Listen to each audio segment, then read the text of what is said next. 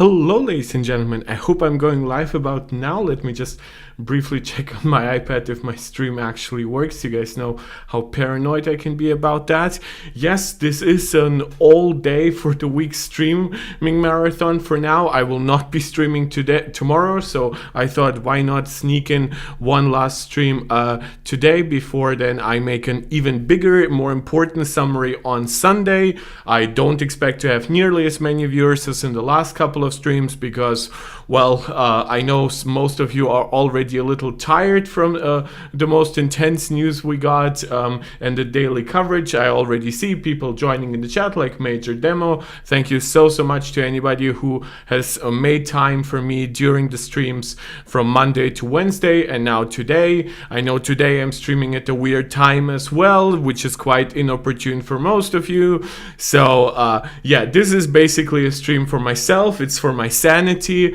It's to find info which I might have missed during all the talks from Monday to Wednesday on the iMac, the Mac Mini, the MacBook Pro, and especially to summarize which ones are actually might be worth getting at this point, because obviously I know a lot of you are interested in one of these M4 Macs or what they mean for the M3 family, like which you can now probably get at a much lower price point. And of course now the MacBook Air got a huge value upgrade by both the M2 and the M3 model getting 16 gigabytes of memory standard.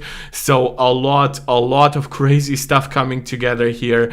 I'm very glad to be able to do this today, still from this awesome environment that my cousin has been able to give me while I'm on vacation. And then on Sunday it's going to be back to our regularly scheduled program from my own apartment. First, let's actually look into some stuff that the internet has been talking about in general, right? So there have been a few hands-on videos. I actually pre-downloaded Brian Tong's video on these devices. I have not been able to watch it, but from what I understand, it's a pretty basic affair. It's like comparing the last Mac Mini to the Apple TV and how the new Mac Mini is basically in between that. Very cute size comparison, obviously. Apple Vision Pro is launching in new countries. There is no crazy extra news. If there is to be any crazy news today, it would probably come after my stream is finished anyway, because Apple usually doesn't announce news this time of day. However, all the news of the last couple of days is now getting more scrutiny, more analysis by websites, by YouTubers. We are still missing input from like the biggest ones, like looking at MKBHD. I assume he's just waiting to publish his review. Major Demo saying Mac Mini and M4 Pro, the stars of the week. Yes, in my opinion, they are. I think that the MacBook Pro is obviously going to be the most important announcement because this is Apple's best seller. This is also the device that will help Apple like expand their market share, while the Mac Mini might grow their market share with like the desktop crowd. It's pretty small in comparison to laptops in general. Apple's well, how do I say it? Apple's mind share in that market is not very good in general. So even if the Mac Mini itself is much better than it was before, and is a lot better in some ways than what you would get in a comparatively priced Windows device, a lot of people will not look at it that way, unfortunately. 16 gigs of RAM in general, also an MVP of this week. I have commented, I believe on Twitter, that in my opinion, we are missing a similar move on the iPad. I wish that maybe Apple would give the iPad Pro 512 gigabytes of base storage or 16 gigabytes of memory across all storage configurations. Just the M4 iPad Pro, even with how amazing the speakers are, the tandem OLED, of course the potential support for 5G, which makes it very versatile, the Apple Pencil, the Magic Keyboard, all of it. It's a great device, but I think especially the 13-inch model at $1,300 struggles to justify that entry price. The 11-inch version at the full $1,000 is not fantastic, but it is kind of digestible for a lot of people. It's really when we get to the $300 upcharge to get still the same bin chip, the same 256 gigabytes of storage, the same 8 gigabytes of memory, and the much larger, therefore also higher resolution 13-inch model, where it really becomes questionable. Why is one of the biggest upcharges that Apple has in their portfolio, because even most Macs charge you $200 to get a larger device, why is the M4 iPad Pro this huge outlier at $1,300 versus $1,000 for its smaller counterpart? So, but let me just show you, like, there isn't that much, unfortunately. Like, I think most big YouTubers can afford to just wait to do reviews here. They do not have to do pre-analysis like us. Well, granted, there are some YouTubers who have done that, like Luke Mayani has obviously analyzed that, Greg's Gadgets, so I don't want to downplay that and make myself look more important. By the way, cheers. But obviously their content right now is pretty similar to mine. It's just mine is a lot longer because I'm a live streamer. Major demo, the 11-inch version is down to $800 in my country. True, but I am talking about MSRP. You can see the big moves in like perception when it's actually a change to MSRP and not just like a discount on Amazon or through some third-party retailer. It's just a very different proposition for the market when Apple comes in and says double the memory at base pricing, right? No pricing changes despite all the upgrades, 2-generation uplift in terms of chips that are being used, brand new design, new ports, even new technology for ports like support for Thunderbolt 5, right? Those are all big things, and it's Apple that ultimately makes those things like very important, right? It's because they come in, they make a newsroom report, they make a video, they put it at the front page of their homepage, they explain that in all the comparison spec sheet video parts of their website. They have executives going to interviews talking about how important Apple Intelligence is, how important it is to have more memory to make all devices like, well, they won't use a term like that because I know engineers don't actually like that term, but like future-proofing the devices with that kind of support. This is what Apple does. It's a power that Amazon with like a $100 or $200 discount simply cannot match. And you can even see here like just how crazy some of the support from the community has been, especially for the Mac Mini, right? I think this mirrors pretty well even my own views, just they are a lot higher because Luke has a much larger channel and he makes smaller videos that get more views quickly, and you can see how the Mac Mini, even though it came out a day after the iMac, has doubled its views already, right? And while the MacBook Pro is close to 100, I still would believe that the most popular video here would be the Mac Mini. I would also say the M4 Pro is probably the chip that not only will be the most talked about because it has the biggest changes to the previous generation, it has the biggest core change across both CPU and GPU actually. It has the biggest memory bandwidth increase, also from a change in memory bus, not just from the use of faster memory, and simply because also the M4 Pro is the chip we talked about first, right? Well, we did of course discuss the M4 for the iMac. The M4 by itself is not new. We already got it in May on the iPad Pro. Plus the M4 was the chip where we first talked about Thunderbolt 5.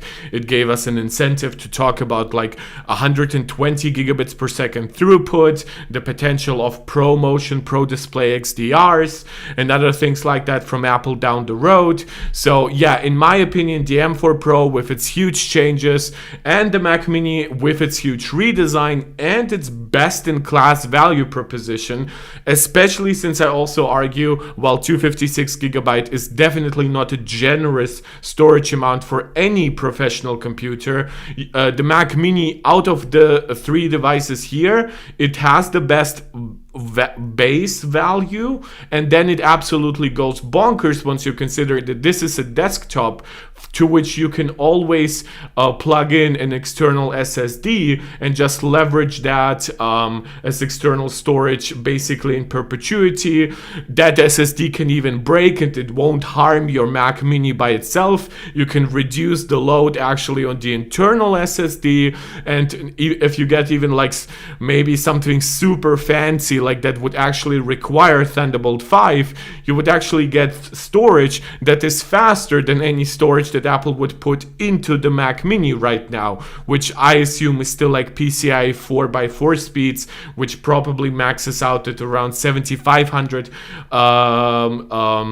megabytes per second or 7.5 gigabits per second. So yeah, there's so much cool stuff to consider, and as always, I highly recommend you guys watch videos beyond my own. My opinions are pretty cool, they're pretty well informed, but there are plenty of YouTubers giving you great content, great analysis, and also different kinds of analysis. Like some of them will do great teardowns, some of them will do like DIY stuff on them. There's a lot of cool stuff. Major demo, the base Mac Mini with external storage is an unbeatable value this year, well, going even further than I did. Relay 2K, long-term viewer now at this point of the channel, saying hi, and NMLV, new viewer of the channel, I believe joining from Tuesday or from Monday on, asking, do you know how much trade value increases for Pro chips in Mac Mini? I actually don't.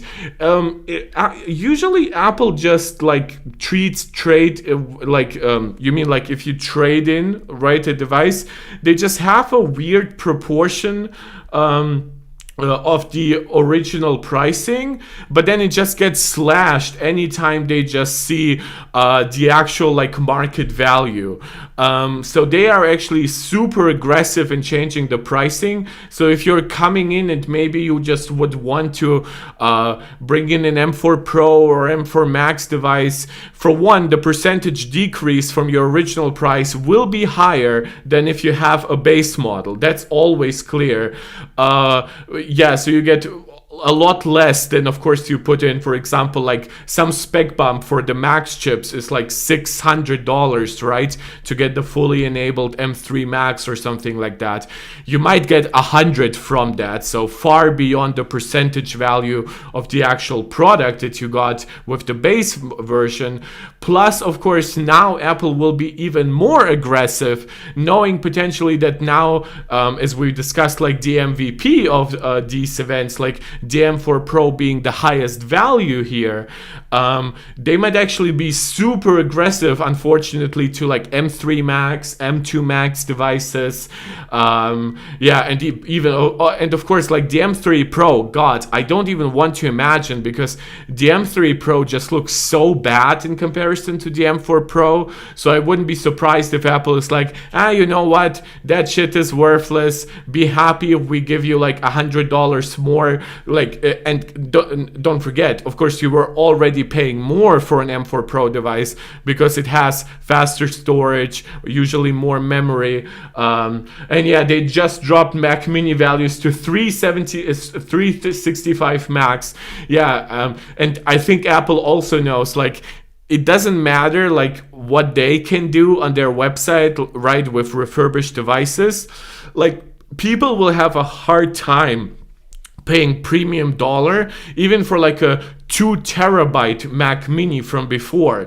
I mean, it's like 8 times more storage than the M4 Mac Mini has at its base configuration, but they know that people would rather like upgrade an M4 Mac Mini to get more storage, which is of course the thing they want most from you. But even beyond that, they know that people would probably just go for the solution we just discussed, which would be to use external storage. You could have bought a 3K Mac Mini M2 Pro. Yeah, I know. I would say MacBooks drop better in price in general because obviously they have like their screens and they're fully integrated devices. So Apple has an easier like way to upsell, to just sell them to people through like their refurbished store. While desktops, like I believe, what would even be the like the trade-in value for the Mac Pro at this point, right? Like, I mean, it's $7,000. It's 2-generational hardware. Don't forget, that was before it even got that like mid-gen refresh with like a better, well, no, that doesn't apply here. Well, did it get more storage at some point or something like that? No, I don't think the Apple Silicon did. I think only the Intel Mac got like a better GPU at some point. So yeah, like what would, like, who would ever buy that even at half price at this point because of how attractive the Mac Mini is right now? Like usually whenever, for example, you know, like when a company closes up, right, like a startup, they resell their hardware for like pennies on the dollar, like their chairs, their tables, whatever, and of course their tech. And I kind of see the Mac Pro, even though it's technically still in the current quote unquote lineup. I mean, you can see the photo here, right? But I can see people looking at the Mac Pro as in a similar way. Like, I guess the Mac Studio as well, but it's just a lot cheaper to get.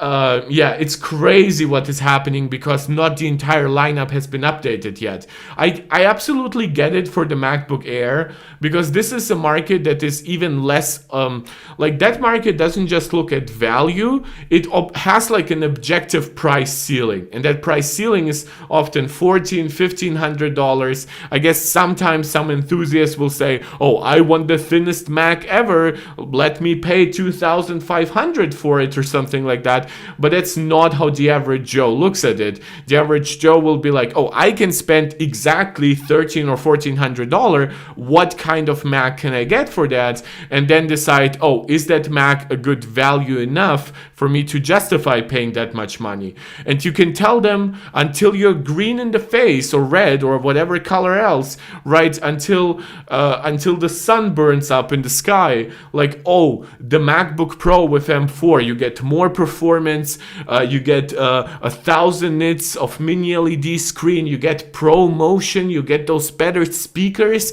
and it's just $1,600. And they will be like, oh, $1,600, that's out of my budget. Nah, thanks, right? Even though arguably it could even like potentially retain its price better than the MacBook Air, because at least you're buying the M4 MacBook Pro right now rather than an M2 or M3 MacBook Air. So yeah, guys, we have about 20 people watching, which is honestly more than I expected given that today we aren't getting big news. Hit the like button, help us attract more people.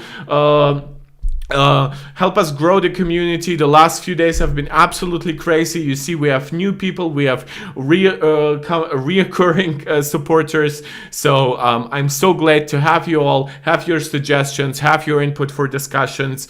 Yeah, help us grow this even further. Max Trade for a Studio is saying 1170 now. Well, I mean, it could be worse. It could have been below 1,000.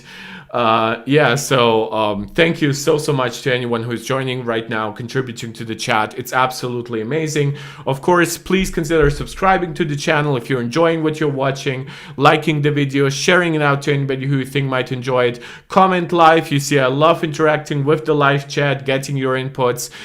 Consider becoming a direct supporter. You can become a channel member right here on YouTube. Shout out to Steve, Max Maximus, and Angelica, who are all MarkTech Pro Max supporters right here on YouTube. You can also become a supporter over on Patreon. There are different tiers across both ways to support the channel, and you can leave a small donation in the form of a super chat or a super sticker right here in the live stream. Show some small support. It's all very much appreciated. It gets reinvested into the channel. It's all great to have you here. So, of course, we discussed the 16 gigabyte increase. This is probably the most basic thing that Apple has done today, this week, except for the USB-C change on the Magic Mouse, the Magic Keyboard, and the Magic Trackpad. And that was basically take a higher end configuration of the MacBook Air, which would be 16 gigabytes of RAM plus 200 gigabytes of storage, and make it the standard for both the $999 M2 MacBook Air and the $1,099 M3 MacBook Air. So no no chip upgrades, no extra ports, no support for newer Thunderbolt technologies, no center stage, no mini LED, no ProMotion, no Wi-Fi 7. Granted, we didn't get Wi-Fi 7 across any Macs, but just so you know. Yeah, if you are interested in the MacBook Airs, I would definitely, at just $100 difference, I would recommend you get the M3 MacBook Air rather than the M2. I think that $100 price difference is very, very much worth it, considering what a good device it is, how long lasting it will be, especially now with 16 gigabytes of memory. And yes, I mean, we can discuss the fact that maybe for most people the effective starting price will actually be $12.99, because at that price you also get 512 gigabytes of storage. However, I do have some good news here. While those news aren't new, so they are probably not news, but in the context, I think they will matter now more, now that you don't have to pay up to $1,500 to get a decent configuration. And that is that at $12.99 you get the fully enabled M3, so you get even a small performance upgrade. Granted, the MacBook Air, especially the 13-inch version, might have some problems cooling that 10-core GPU, especially if the CPU is also somewhat engaged, but it is a performance uptick nonetheless. And you also get the 35-watt dual USB-C port, so a compact power adapter, as Apple calls it. So that's a nice uplift in my opinion, and very much worth those $200. The reason why it's worth $200 to me is not, believe me, I'm not stupid. I know the unbinned M3 chip is not that much more expensive. I know those 256 gigabytes of extra storage are not that expensive. And I know that power adapter with an extra USB-C port and 5 watts of extra peak charging is not that much more expensive. But given that the base value is now higher, I'm now, that percentage increase by from $200, which is less than 20% more, is way better than what you previously would have to be at a close to 40% increase in price, making the value proposition really, really questionable. And on the M3, this is where you actually get very little, unfortunately, for the $200 extra. It's just the doubling of storage. There is you already got the fully enabled chip and the better charger at $12.99. Maybe if you're somebody who just uses like web apps or something like that, it could still be worth it. But again, given the percentage idea that I just discussed, $14.99 in my opinion is a good pricing. My niece came to watch. I offered her to say hi, my other niece, not the niece you saw yesterday. And the kids are just curious about the streams. Riveting Tailchap joined the chat. Welcome, brother. Hey, Mark, just dropping by and showing love for the algorithm while I'm heading to work. Well, have fun at work. And Riveting Tailchap, I've told you that, I believe on Twitter too. Leave a comment as well after the video has gone live, not just while I'm live streaming, because the algorithm just loves comment afterwards, no matter how random or how AI generated WhatsApp bullshit they might be. They just love comments. So if you feel like it after work, come back to this video, leave a comment, and we'll be very, very happy. And by we, I guess I mean myself. So thank you so much for joining. So that is the value proposition of the MacBook Air. Again, since there's no chip change here, there's nothing crazy to discuss. Obviously, if you upspec to the MacBook Air, which I will talk about right now, not at last, the way Apple did it during their presentations, and that is, of course, the MacBook Pro. It does start at a higher price point, but to be honest, given everything you get here, it probably is worth it more so than ever, unless you are somehow limited in pricing, right? Because at $15.99, For one, you are getting a larger screen than the 13-inch model, and you still get superior tech in every way to the 15-inch model. And considering the 512 gigabyte configuration is $1299 for the 13-inch MacBook Air, this is just $300 more. And of course, I know that, oh, it's $200 here, it's $300 there. It quickly adds up, but you can also like you can spec up way beyond this, but you really don't need to. Even I, like, given my needs, would be happy with this configuration. Look, I have an M1 Max MacBook Pro. I have 1 terabyte of storage and I have 32 gigs of memory.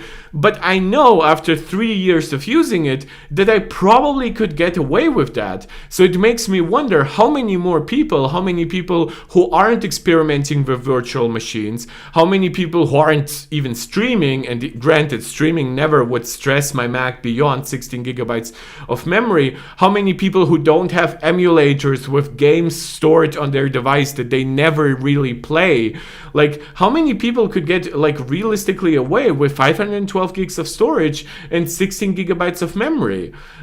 Yeah, it's like, again, we're talking about the percentage difference here.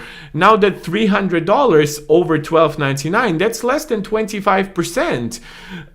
Getting so much more in return: the larger screen, the ProMotion screen, the mini LED technology, the center stage camera, the better speakers, of course the better performance of M4. You even get an even faster charger at 70 watts rather than the 35 watt that you got with the more premium MacBook Air version. Say hi. Hi. Guys, this is Amira. She just wanted to say hi. She is looking nervously from the side. Möchtest du dich wieder setzen oder gucken? Wie willst du? Mich setzen. Ja, dann. Das ist ein bisschen nice. Yeah, like she'll be looking at us. So yeah, you can see it's an entire family affair. You saw the dogs, you saw my nephew, now you have seen both my nieces. Yeah, it's been still great that I was able to stream at all. OSH, M4 Pro is better than M3 Max. It's just crazy. Makes the Mac Mini M4 Pro with 14 cores, 14 cores, 10P cores, and 4 performance cores. Such good value, especially if using the education pricing. The education pricing OSH is where I have gone absolutely insane, because I have always assumed that like the Mac Mini education discount is like what, $50, maybe $60, but knowing that it's actually $100 even on the $599 config. Like, I have some friends who still are like in uni. I might just tell them, get me like a 512 Mac Mini at that point. And yeah, while it will be $830 after the discount here in Germany, because don't forget our prices include a 19% value added tax. That still is such great value. That's honestly spontaneous pricing territory, right? I usually say that Apple doesn't exist in that territory, right? Where people can just say, oh, look, great Mac, great iPhone, great iPad, let us get it, right? But it just so happens that I think that the Mac Mini actually satisfies that, especially the base configuration, especially if you're willing to even get the 256 gigabytes.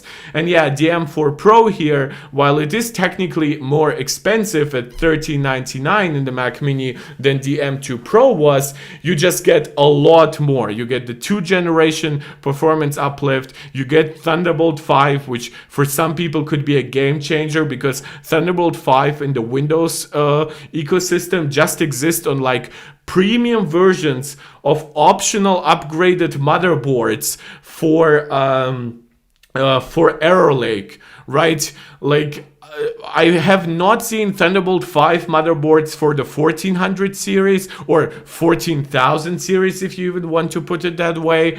And even now, like releasing Arrow Lake, like a new platform, a new motherboard platform, a need for fast memory and everything. Like, Intel still cheaped out and didn't give us even one like Thunderbolt 5 port by default in the highest end boards, but you can pay a decent amount. I'm not downplaying what is $1,400, but you can pay those $1,400 and just use that Mac Mini forever as like a Thunderbolt 5 device. You can connect it to extremely fast storage, therefore not caring that it has just 512 gigabytes.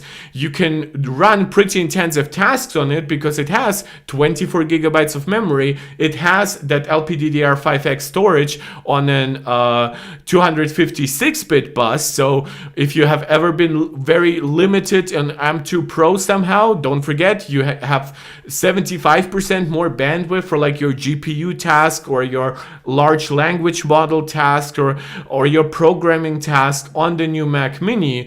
So granted, the M2 Pro actually had more bandwidth than the M3 Pro, but it's always hard to actually even understand that there was this downgrade on the M3 Pro. It's much even harder to forgive. So yeah, I think your analysis, guys, is like spot on. Like Major Demo, NMLV, OSH, you guys are absolutely correct. I really, really agree with that proposition. But the reason why I'm also still very much excited to talk about the MacBook Pro, right, is what I've talked about, and that is that it is the device for most of the market. As much as we might be nerding out about the Mac Mini, most people still want and or actually need a laptop. So to actually get so much more, or even over the $1,299 MacBook Air in a $1,599 package, right? You get the extra performance of M4. You get, technically, if you want to even like overplay that, you even get 20% more bandwidth, but that's not a game changer. You get even updates to media encoders to the M3 devices, so that's not bad. And then, of course, the screen upgrade. This is where if anybody of you wants to get like a laptop and potentially even use it as like a mini television for like your dormitory, for your university life or something like that, this is where the MacBook Pro just goes absolutely bananas at this point. Not only is it a larger screen than the MacBook Air, it's a higher pixel density, which, yeah, 220 to 254 is probably not a game changer, but it is still noticeable, at least to me. Then you get, of course, the mini LED high contrast ratio. You get the XDR brightness that goes up to 1600 nits for parts of the screen. But then it goes even more bananas by going all the way up to 1000 nits of outdoor brightness. So if you have any need of working outside, especially if you're living in the sunny conditions, this is where you really get a lot of value that is honestly unparalleled.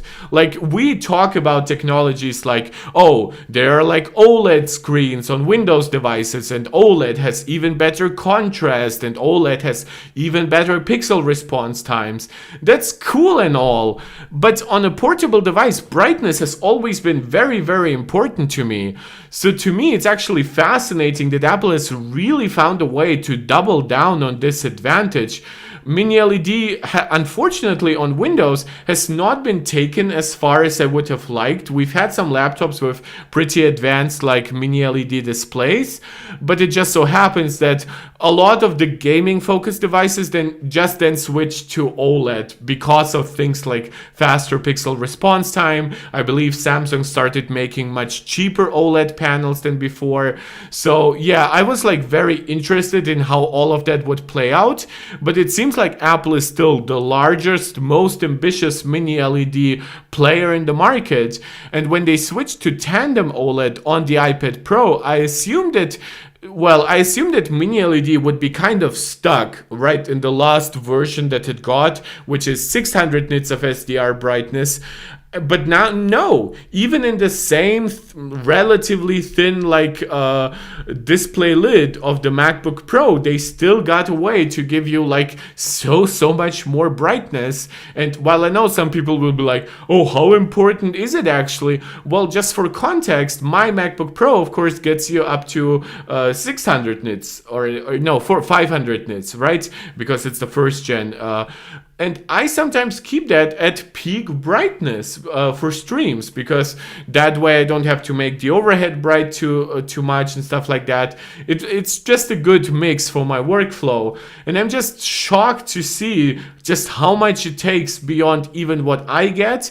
And after using my MacBook Pro sometimes outdoors, I can easily tell you that I would benefit from 600 nits, but probably even beyond that. And after testing out the M4 iPad Pro with tandem OLED and knowing that that one gives you also 1000 nits of sustained brightness, I can also tell you that yeah, probably MacBooks can benefit from it just as much. And now, of course, you have optional support for nano texture displays. I would not recommend it to the vast majority of consumers, but I would definitely recommend it to certain professionals who really depend on their device working outdoors, right? Sometimes you can put the device to 2000 nits, and just because the sun is coming at such a bad angle, it just doesn't help at all. It just kills all the brightness that you could perceive. So if you are like a movie maker on the go and you are working with like a MacBook screen, which technically you can even use as like a reference device, there's a mode for that, and you can even change the refresh rate so that it can actually looks like frame perfect with like your 24 or 30 hertz recording. Well, now you can also make it just infinitely better to work outdoors. While nano texture will impact some of your color performance, it will still be a really good solution. And I assume if you have that kind of workflow, you probably can also afford getting another device without nano texture if nano texture ends up bothering you too much. OSH, caveat, Apple Intelligence only works with internal storage. Yeah, I don't know. Maybe over time they would change that, especially on macOS. However, I would also say right now, Apple Intelligence, I just wouldn't buy a device. Oh, you just deleted that message. Maybe it's not true. Did Apple clarify that at some point? I wouldn't be surprised. That's usually how Apple launches features first, right? In a somewhat limited, like very optimized or curated way, where it might just work on even sometimes on your own screen, right? Like for how long did Apple not even really greatly support HDR on any external monitor? Even though their own screen started getting really good HDR support.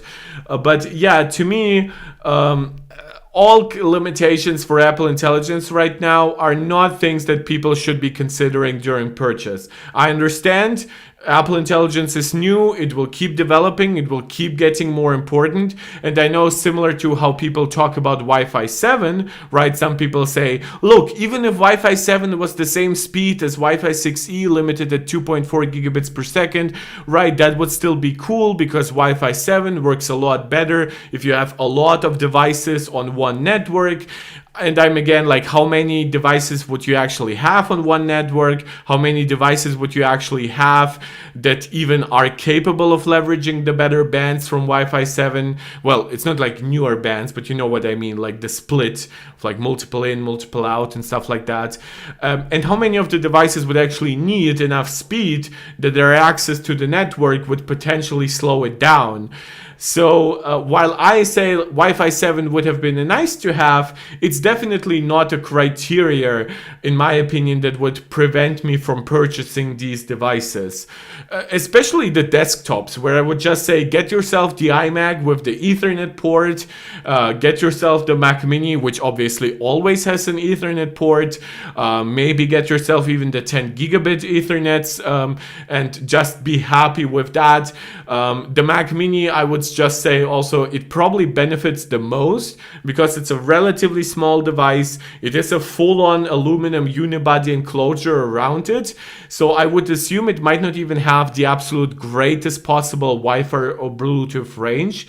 It definitely won't suck. Like, Apple has known how to deal with that stuff over the years.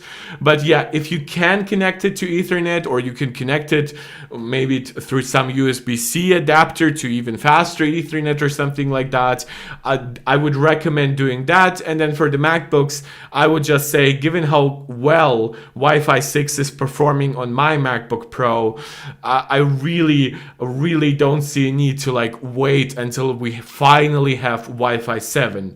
But also, as a counterpart, if you really want to wait, I'm pretty sure that once Wi-Fi 7 comes to Macs, it will not be limited to 2.4 gigabits per second. I'm sure that Apple would use the larger battery, the larger potential antenna and stuff like that to give you a better Wi-Fi 7 solution, like with the support for 320 megahertz bandwidth, potentially doubling speed to like 4.8 gigabits per second. So yeah, in my opinion, if you really want to wait based on some specific need you have for Wi-Fi 7, there is reason to wait. But at that point, I would also tell you, the iPhone 16 and 16 Pro don't actually have such a great Wi-Fi 7 solution as you might think. It's a pretty basic Wi-Fi 7 modem that they are using.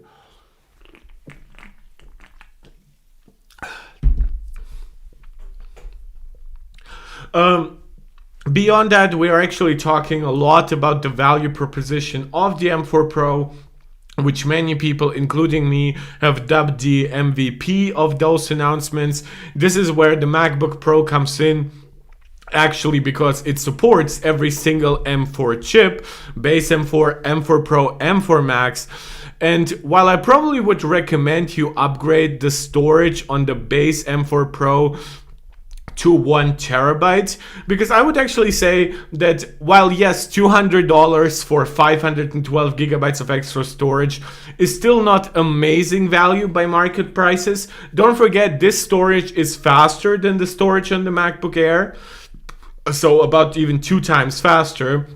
You get even a slight performance bump by having 1 terabyte over 512 gigabytes. Plus, it's just, if you want to look at it that way, it's just a 10% increase, right? And if you want to really go all bonkers, you can go to $2,400. I really don't think that most people would need to go beyond this configuration. Well, granted, on the MacBook Pro, you would have to buy more, but and especially on the 16-inch version, I really can tell you that is where you have to buy the 1 terabyte. It will greatly improve your potential resale value, because there is a point, if you keep the 16-inch for 5, 6, maybe 7 years, in the meantime, Apple will at some point double the base storage. Or maybe they will even go something crazy like giving us 768 gigabytes of base storage here rather than 512. Apple can be very creative in those ways. I mean, technically, if this is a solution with like 4 memory modules to like give you full PCIe 4x4 speeds, maybe by the time Apple switches to PCIe 5x4 speeds, they could start populating 3 of the 4 modules, right? Give you 75% of the peak speed on the base configuration, and then give you 768 gigabytes of base storage, and then make you update to a full 2 terabyte for like $400, which is still better value than the $400 they charge you currently for 1 terabyte, because that would be 1.2 terabytes. Plus you get the speed increase, plus the base speed is just very good, so that makes the storage more expensive as well. So while this is by no means a prediction, I know this is pure speculation, it is the kind of speculation, in my opinion, that should encourage you to spend a little more upfront. Granted, if you are at $3,500 in 2024, you probably should look at 2 terabytes, but I know that at that point it really hurts to pay almost 10%, even though the percentage increase is actually getting smaller, but like $400 more, getting you all the way up to 4K, I understand that really hurts on the M4 Max configuration here. But probably if you are an M4 Max user, you might have you are either so rich you probably don't care the way I do about $400, or you probably are thinking to yourself, you know what, I can bill it to like a customer, I can write it off of my taxes, Maybe part of it is just getting paid by my company anyway, so my percentage here is actually not too huge. Even if I add those $400, it still is significantly less than a lot of people are paying otherwise for their Mac. If that applies to you, you probably aren't watching me for like purchase recommendations. But yeah, this is where also the value of the M4 Pro comes in, right? Because this is the fully enabled M4 Pro. And the upgrade to the M4 Max in terms of how much you have to pay extra, because by default the M4 Max also demands you have more internal storage. I have to say, if your workflow isn't somehow inherently GPU limited, which, I mean, yeah, sure, if you want to game on the Mac and you expect like a huge influx of new Mac games, which, speaking of that, Cyberpunk 2077 has actually been confirmed to be coming to the Mac sometime early next year. So maybe you want the larger GPU for that. But quite honestly, given that this is a laptop, given that we are talking about the same battery capacity across the M4 Pro and the M4 Max version, I kind of would like to tell you to just get the highest end M4 Pro. I mean, there's still a nice difference between like 16 GPU cores and 20 GPU cores. And probably just maybe upgrade quicker to a new gen down the line, right? If you get the M4 Max right now, and imagine what happens if next year Apple gives you like 30 or 40% more GPU performance across the board, right? Let's say they add 20% more cores. Let's say they increase bandwidth even further by like using 10,700 mega transfers per second LPDDR5X memory. All of that could happen, right? They could give you an entirely new architecture of GPU that might be, again, twice as fast in performing ray tracing tasks. They might have a brand new scheduler on the GPU that might not even improve its performance that much, but might make it 30% more efficient or something crazy like that, right? All those things can happen, and imagine how silly you would look at that point if the M4 Max you got, especially if it's the base version, is suddenly getting outperformed by the fully enabled M5 Pro, right? I'm not saying you should never future-proof, but if you're really just wanting like a simple use case, like even myself, like I probably wouldn't have gotten the fully enabled M1 Max knowing what I know now. It didn't hurt me too much, but also understanding that you also get better battery life in general with the Pro versions now. I really have to say the MVP absolutely here is the M4 Pro, and in some ways you can look at the M4 Max even like an NVIDIA Quadro solution, right? Or Quattro, however you want to pronounce it. Because it does have access to like ridiculous amounts of memory, and it also charges you a hefty amount for it, like 128 gigabytes of unified memory across like what was it, like 546 gigabytes per second. That's no slouch. You will be able to use that quite nicely if your workflow needs it, for example, like working on a large language model. This could be like the go-to solution for like a lot of companies working right now on AI technology. And I know that there will be like SoCs coming from AMD, like Strix Halo, which will be like the bigger brother to Strix Point and stuff like that. But I still don't think anything will match like the raw performance plus the efficiency that right now Apple is giving you with M4 Max. So it definitely has its value. It's just not the value I would recommend for most people watching this. Josephat Guerrero, I actually did just that. Cancel the M4 Max in favor of the M4 Pro. You see, smart minds think alike. Thinking about the battery will run out faster when gaming on battery coming from an M1 Pro. Yeah, absolutely. And to me, like you have to understand, right? To me, it would probably hurt me to not get a Max chip simply because I am coming from a Max chip. But it just so happens that if you are coming from any kind of Pro or even base chip, this is the best Pro chip has ever been. And it's probably the best value comparison even to the Mac. To the Macs than it was before. I mean, it's similar to what it was in the M1 or M2 days. It's way better than it was on the M3. So absolutely understandable. And Kev Chatta, supporter of the channel since recently, very, very welcome here, saying you're late here. Yes, but it's kind of how we say in the Lord of the Rings community, right? Like, a wizard arrives never late, nor does he arrive early. He arrives precisely when he means to, right? That's how I see you guys. I know you all have like different work schedules. You exist in different time zones across the world. So I can absolutely understand. Like, especially today, like I streamed like 3 hours earlier than the other days. Like, yeah, of course you would be confused. Oh, why is Mark streaming at like 2:30 p.m. German time? So yeah, thank you still for joining. It's all very much appreciated. Which Intel chip or GPU chip should the M4 Pro be compared to? Quite honestly, because of single core performance, when we are looking at laptops, there's absolutely nothing that comes close, because you have to understand, like Intel's Lunar Lake, it's a decent chip, like it's based on N3B and stuff like that, but for now it's a comparison to the base M3, right? And it often loses in single core performance to the M3. It basically always loses in GPU performance to the M3. So we'll have to wait for mobile Arrow Lake until that comes along. With AMD, we do have Strix Point, which is like their SoC with like 4 performance and 8 efficiency cores, or their efficiency cores are Zen 5C. They're not really a full-on different architecture. They're just like smaller Zen 5 cores. They clock less, they have less cache.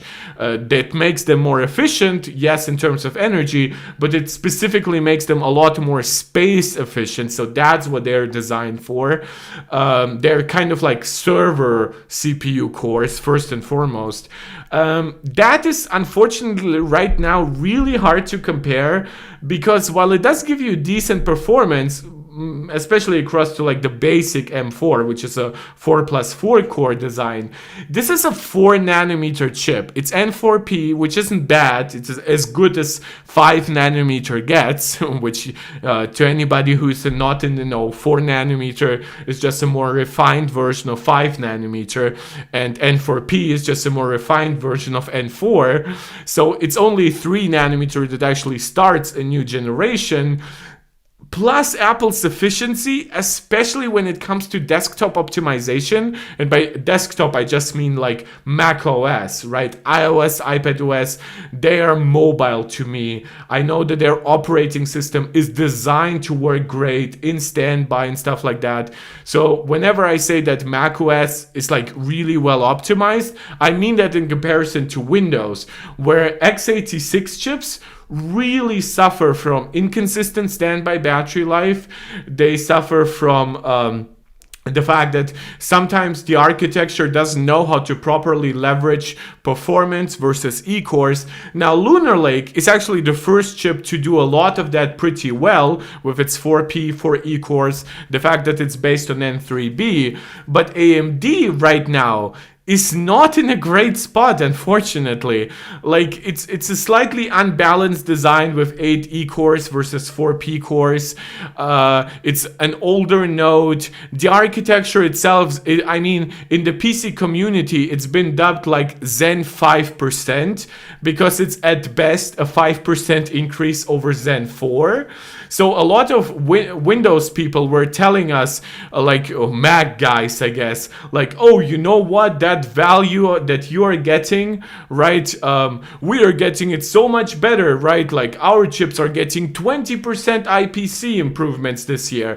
And what we actually saw on, especially on Arrow Lake, because we had a frequency reduction and an only 7 to 9% IPC uplift, the actual raw single core performance in many cases has actually gone down. So it's really hard to compare it to anything in the PC space. And I know PCs, believe me, I'm a nerd.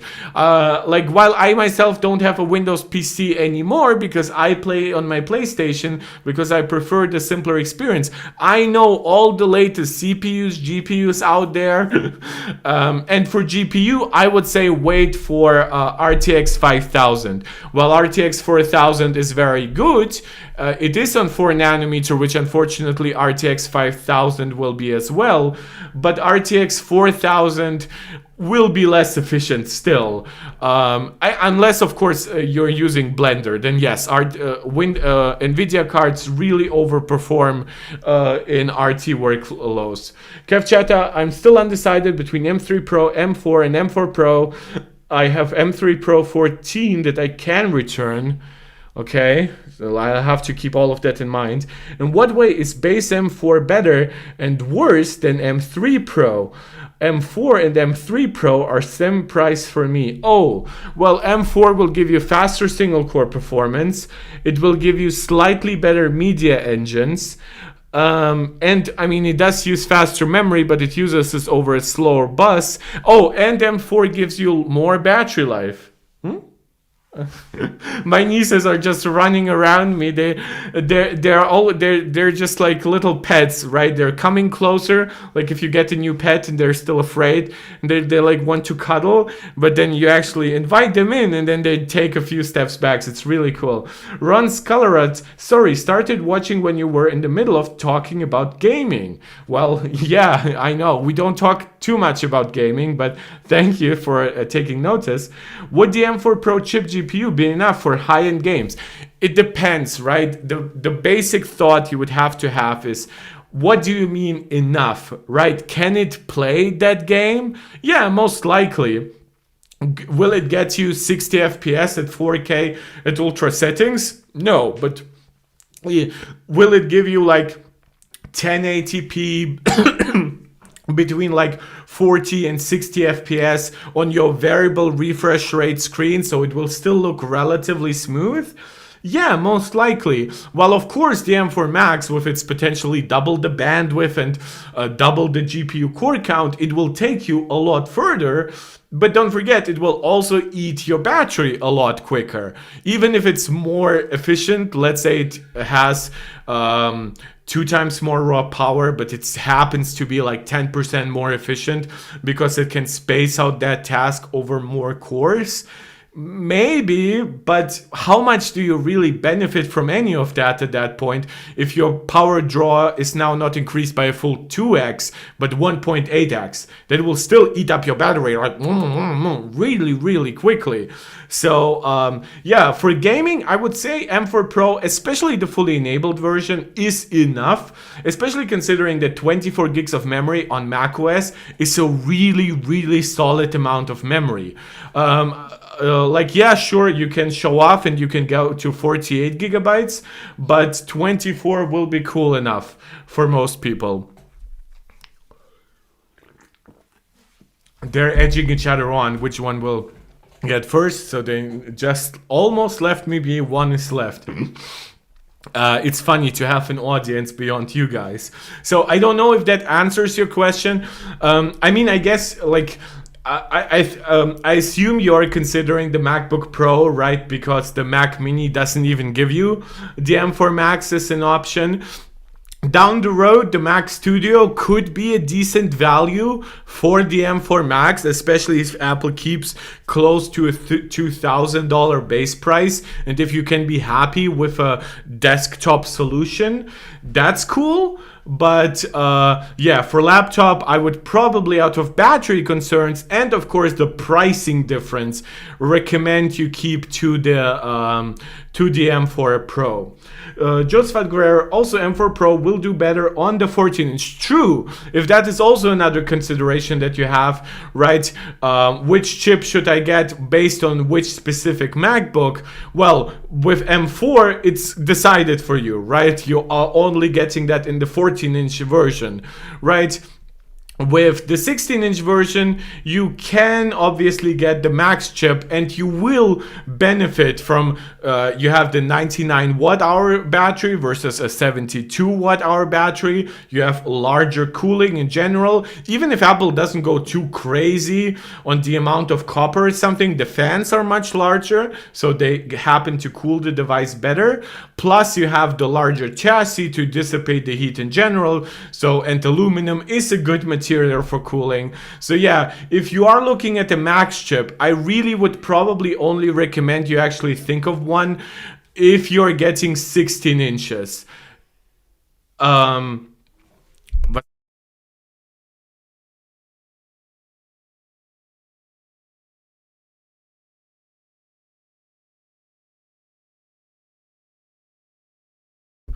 sorry, I just had to make sure that my nephew is okay, because I was like, wasn't my younger niece supposed to take care of him? But no, its parents are just lost track of time that everybody is back there. You guys see, I'm juggling a lot of hats at the same time. Heavy is the head that wears the crown of babysitting and streaming. Does M4 Pro have higher temperature than M3 on load? No. And I highly recommend you really consider that. Oh, you deleted your message. Maybe you're just trying to write it out.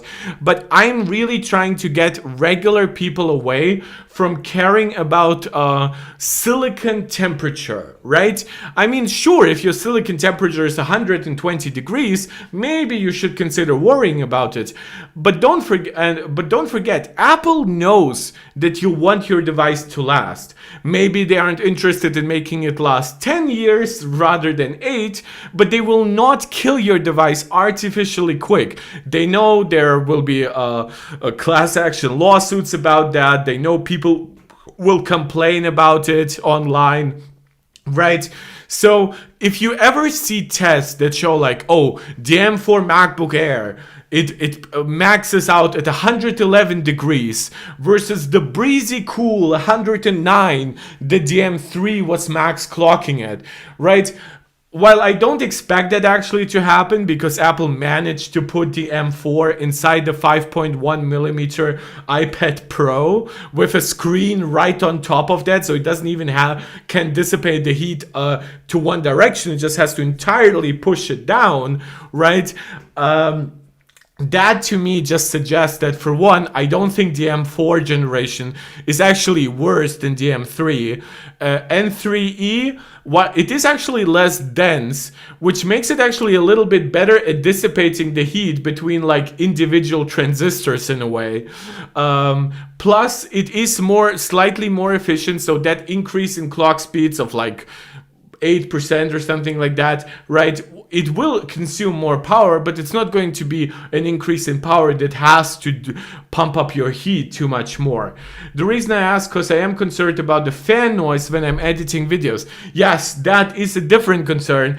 Now, when you're looking at well, it's different. It depends a bit on what you're using, because if you are using an optimized like encoder, for example, right, that is a very different experience than using like some random Canon codec, right? That isn't supported by any of the encoders you have in your devices. So especially if you can leverage ProRes, right? Or H.265. H.264 I'm just excluding, because H.264 is so basic. You probably should be working with H.265 by default at this point. Or if you can, you should be moving up to ProRes. If you're using other codecs, a lot of it will be handled by the CPU, and then it will be really dependent on the specific file. So it's... I do not think that the fans will be in any way worse than on M3. And yeah, if you're using H.265, like, unless you want to push 8K onto the base M4, right? Don't forget the base M4, while it might look like the same device, it has only one fan. On the M4 Pro, you get two fans.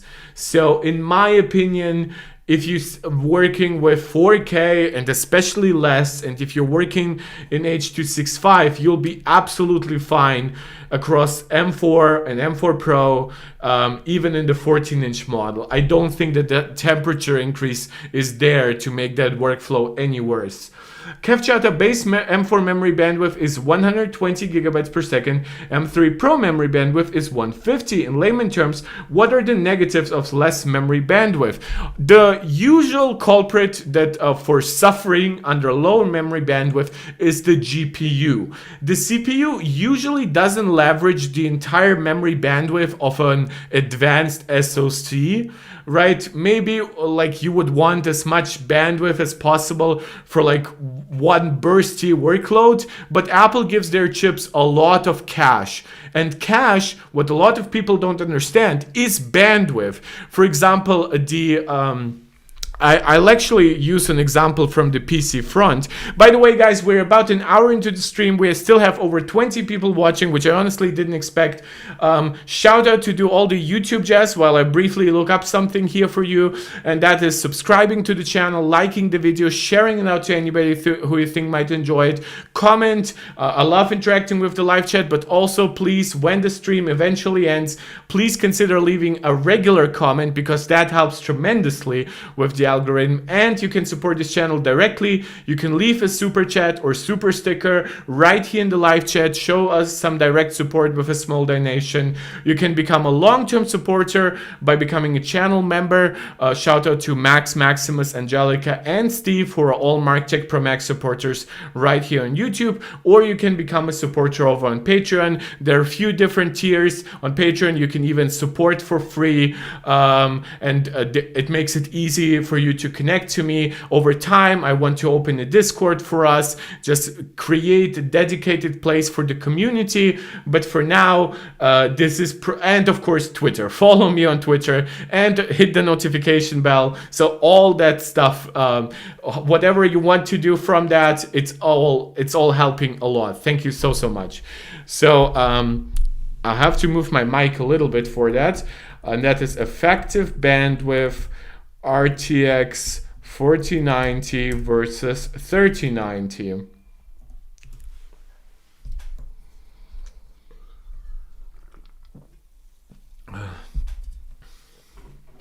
So the 4090 uses the same bus of 384 bits. It uses the same GDDR6 memory as the RTX 3090 Ti. So you might think, well, they have the same bandwidth, what do you do, right? And the solution for NVIDIA was, not surprisingly, adding a lot more cache. And that cache allows you to still give you like 40 to even 50% more performance. Why does it not show me effective bandwidth? I think NVIDIA gave those numbers. Cache.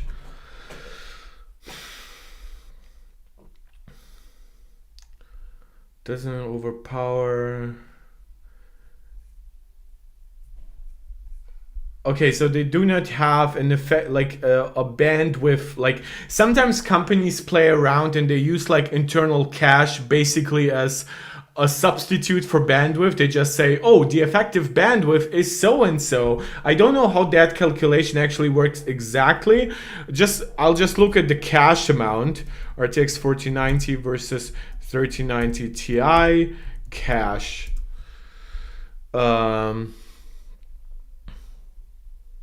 GPU user benchmarks.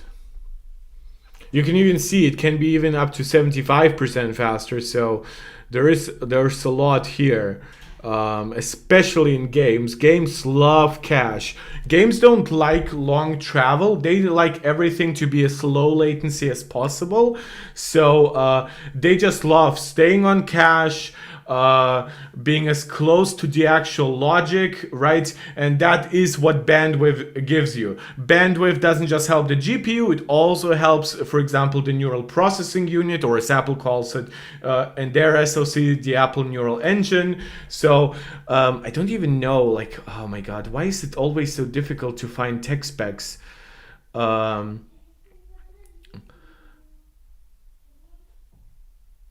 50% more frames. RTX 4090. Cache. How much? 72 megabytes of L2 and RTX 3090 Ti. Was using a lot less, but it doesn't give me the amount. Regardless, it's less. But yeah, you can get a lot of speed out of just having more cache, which is effectively bandwidth, or you can go crazy on bandwidth. However, memory is still slower than cache. And of course, memory uses a lot more energy than cache. So this is why, for example, when Apple introduced the M3 Pro, and it actually had an effective downgrade from 200 gigabits per second to 150 versus the M2 Pro, a lot of us speculated that that was part of a focus on efficiency, right? Making the die smaller, making the die less power hungry. And yes, Apple was willing to accept a cut down here to still give you effectively the same performance, but under very different conditions, right? So this is, Kev Chatter, you ask, what does bandwidth do? That's what it does. However, don't forget, with Apple, it's really, really hard because they keep so much under wraps. For example, Apple's memory, a lot of memory these days, especially for mobile chips, is based on a technology called tile-based rendering. And for that, you usually have some memory that is directly part of the compute units of the GPU. You would call that tile memory. And fact is, we don't even fully understand how much tile memory there is for the GPU. And how much that compares to like the integrated system level cache. For example, there's 24 megabytes of system level cache on the A18 Pro. That allows it to about break even in performance with like competitor GPUs that would use like 30 or even 40% faster memory, but a lot less cache. Okay, my niece is pretending to work right behind me, but you cannot see her because of the chair. So I hope that helps.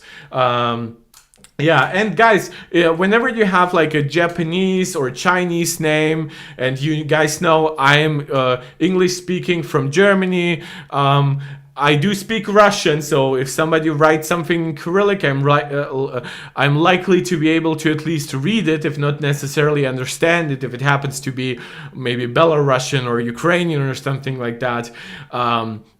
Whenever you have a name that you pretty much can guess I won't be able to read, type it once in your message, right? And it will make it a lot easier for me to react to you in the future. I will not be saying, hey, you, the one with the name I cannot read, because I find that not very nice of me, and I want your experience here in the chat to be as positive as possible. So yeah, Kevchata, thanks. Does base M4 have one fan or two? If it's following the design of the previous generations, base M4 MacBook Pro should still have one fan. And we do see some of that even in the, like, granted, weight can also just come from a more expensive like cooling solution with more copper and more aluminum.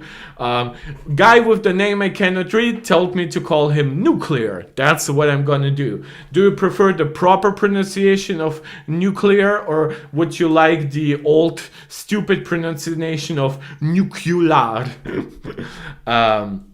So let me actually get to MacBook Pro. I guess the value discussion is kind of over. I think most of us actually agree on most things. But actually, when you look at tech specs, and you'll find, what do you find here? The weight, right? There is higher weight on the M4 Pro and Max versions. So let's even look at the 14-inch version, because the 14-inch version, of course, can get all three. Wait, did I skip across that already? Where is the size and weight comparison? Wait, what? How am I missing that? So here is Thunderbolt. Here's Wi-Fi. Oh, there it is. So the M4 is 3.4 pounds. Then you add another 50 grams for the M4 Pro, which is partially more cooling capacity in the form of like more thermal mass, which is more aluminum, more copper. But also you can see there is a hefty difference between the upgrade from M4 to M4 Pro to the difference from M4 Pro to M4 Max. Here we are only talking 20 grams, here we're talking 50 grams, right? So my suspicion is still that this does have an extra fan, and that makes up most of the weight increase, plus a bit more copper or aluminum, and this is just a bit more copper and aluminum. Plus, of course, then the 16-inch models will give you even better cooling beyond that. Ron's Color Alert, I'm moving from a 2019 16-inch 2.4 gigahertz 8-core Intel Core i9, 32 gigs of RAM, 2 terabytes MacBook Pro to the new MacBook Pro. You have convinced me that the M4 chip is the way to go. Thanks for all the info. Well, thanks you for listening. That's really cool. Kev Chat, I'm not sure if you're asking me, what specs emission do you find concerning not to see? You mean like if they were to list absolutely everything on the tech spec side, or do you mean something that wasn't upgraded? Because emissions could imply both. For things that Apple doesn't mention, well, they are more aggressive in actually giving us info on the MacBooks, right? They give us the exact specifications for the battery size. They give us the full memory bandwidth, right? That makes it's also easy to calculate how many memory modules do we have and stuff like that. And of course, don't forget, the iPhone doesn't even list the amount of memory it has on its spec sheet. If you are talking about what specs did they not include here, even though they could have, for one, let me answer that question. I would probably say Wi-Fi 7, and by Wi-Fi 7 I would say a faster Wi-Fi 7. But for everything else, considering that I like to stay realistic and only go off things that I actually think are possible and likely to be integrated given pricing and stuff like that, that's probably the only thing. And yeah, Kevchat, in the spec sheet, to me, right now with the MacBooks, there is actually one thing, I'm looking at it right now, and that is the SDXC spec, because we know that previous MacBooks have actually only supported a pretty slower old version of SD cards. So I would actually like to have a full like spec explanation of what SD cards at what maximum speeds does it support. And the other thing is, and that's actually also really close, and that is the display output specification, because they do say it has support for native DisplayPort 2.1 over USB-C on Thunderbolt 5 devices. But we went through those specs yesterday. Like DisplayPort 2.1 is very advanced. It can give you up to 16K resolutions at 60 Hertz with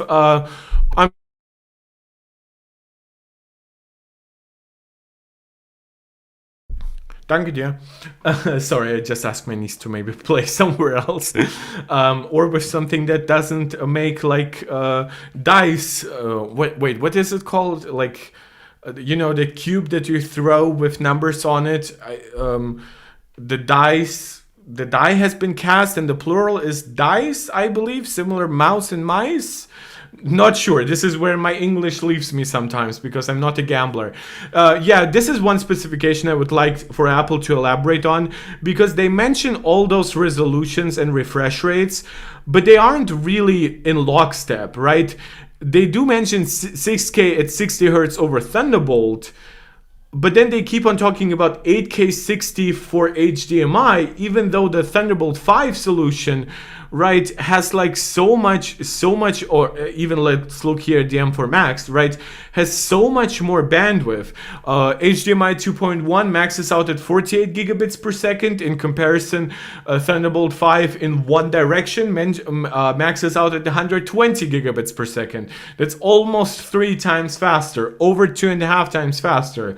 So yeah, I guess that is what I don't like to be missing. And actually, I'm more angry here about the Mac Mini, which is a good reason to transition to the most exciting device of this week's announcement, with actually some really cool marketing. Like Apple made this ad about how the Mac Mini talks about itself, or look, I look so different and stuff like that. So this is where actually tech specs come in, and while it doesn't have, maybe I would say, a standout in the way like the 1000 nits are on MacBook Pro, it does have, of course, the raw value of, oh, this is the Mac Mini, it has this chip, it has this connectivity, right? You're very much more likely to leverage that on a desktop, in my opinion, than on a laptop, which is very likely to just always be on the go.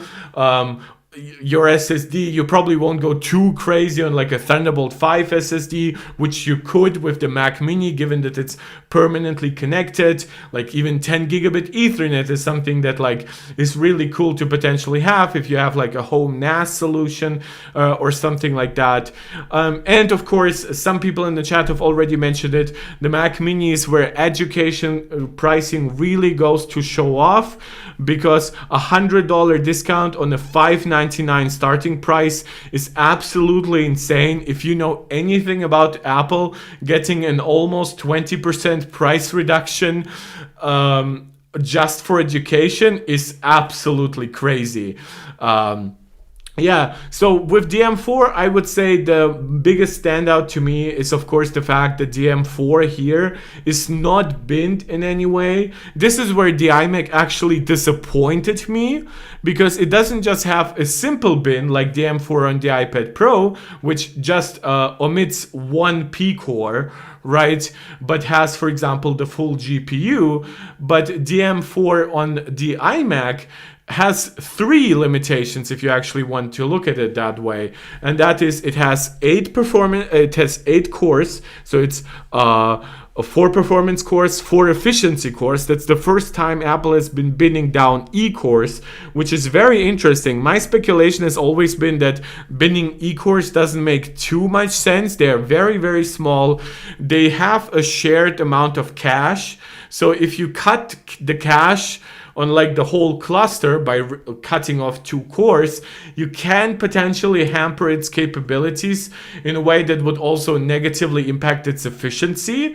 Granted, efficiency on the iMac is probably not as much Apple's priority as it is on the A18 or A18 Pro, or even the M4 inside the iPad Pro, but it's still weird to see.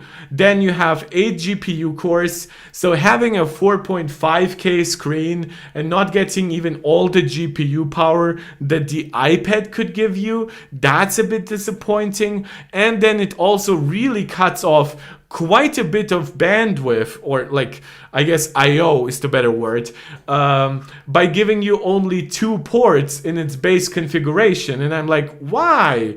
A big part of the M4 is having so many more potential ports, having so much speed go through all of them. So yeah, the Mac Mini really surprised me, because when I saw the aggressive binning on the iMac, I was like, oh, now I can see how Apple can keep the same base pricing on the Mac Mini. And that is despite the 16 gigs of memory, and that is by giving you that highly binned chip, potentially maybe even giving you not all 5 USB-C ports. But no, the M4 port on the M4 chip on the base Mac Mini has everything. It has 3 Thunderbolt 4 ports, it has all CPU cores, all GPU cores, really nothing that would make you like even consider getting a higher end configuration like until you get to the M4 Pro. The rest is just more storage and more RAM. Kev Chatta, have you heard of Louis Rossmann, YouTuber? Yes, I don't like him. Do you agree him saying MacBook design flaws purposely made it so it dies sooner? No, I don't agree with that, and the reason for that is like it doesn't even make sense. I think what he means by that is like its design is not repairable, and flaws that a device would usually have, right? I'll give you the steelman, right? Anybody here a debate, bro? A steelman if you try to make the argument of your debate interlocutor or your debate opponent better than they even can themselves, and then try to argue against that argument, and that will make your debate skills a lot better, right? Because you potentially think of yourself as smarter than your debate opponent, right? I think the best argument you can make against the MacBooks is that given the relative lack of repairability, don't forget Apple has done a lot to improve repairability in the last couple of years, including making DIY easier, sharing manuals, giving parts to smaller third-party retail shops or repair shops, by making some parts pairing easier, by not being so stringent about it and stuff like that. Most of that has benefited the iPhone, but some of it has really benefited the Mac too. But that's neither here nor there. Louis Rossmann will just claim, oh, that's because of his right to repair campaign and stuff like that. And to a degree it is. I will not deny him entirely. I am a fair debate partner after all. I am better, but I am fair. And I guess the argument is, if your device doesn't have like really standard parts, right? If we're not talking about like an NVMe SSD inside the device, like a standard PCIe connection. If you don't have like Wi-Fi modules that can be easily taken in and out, and use like very standard solutions, potentially built in something faster down the road, right? Of course, Apple requires a lot of screws because it's a very intricate device for how powerful a lot of it is, and for how much bandwidth there is between each individual component and to all the ports. It really houses quite a lot in very little space. And so his argument is, if you make a device this, like, I guess, curated, this unique, this custom, you have to make it easy to repair, right? Or you make it easy to repair in general, and then you can just sell the new part and something like that. Like, I guess when you look, for example, at what is the company that Linus Tech Tips invested in? Framework, right? I mean, their motherboard, it's not like a motherboard that you could just get for a desktop. It is their custom motherboard that fits into their laptop, but then everything on top of that is just their part. It's just regular parts, regular RAM, regular storage, regular Wi-Fi modules, right?